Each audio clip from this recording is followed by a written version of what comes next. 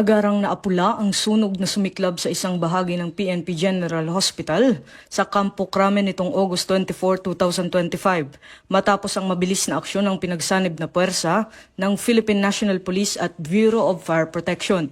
Batay sa ulat, nagsimula ang sunog dakong 10:05 ng gabi sa loob ng PNP-GH compound sa pagitan ng Specialty Ward at Neonatal Intensive Care Unit. Agad namang rumisponde ang Base Fire Section Emergency Team sa pangunguna ni Police Lieutenant Wally Ocde kasama ang mga tauhan ng Bureau of Fire Protection Quezon City Fire Department.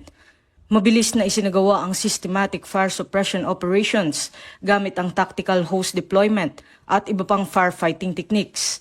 Bandang alas 10:50 ng gabi, idineklarang under control ang sunog at alas 11:19 naman ng gabi ay tuluyang idineklarang fire out ni Fire Inspector Mary Grace Peralta.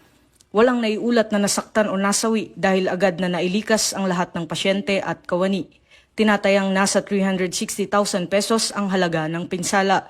Lumabas sa paunang investigasyon ng BFP na ang sunog ay nagmula sa kisame ng nurses' call room. Personal na tumutok si PNP Chief Police General Nicolas Torre III upang tiyakin ang kaligtasan ng lahat. Samantala tiniyak ng BFP at PNP na mananatiling mataas ang antas ng kahandaan laban sa ganitong uri ng insidente.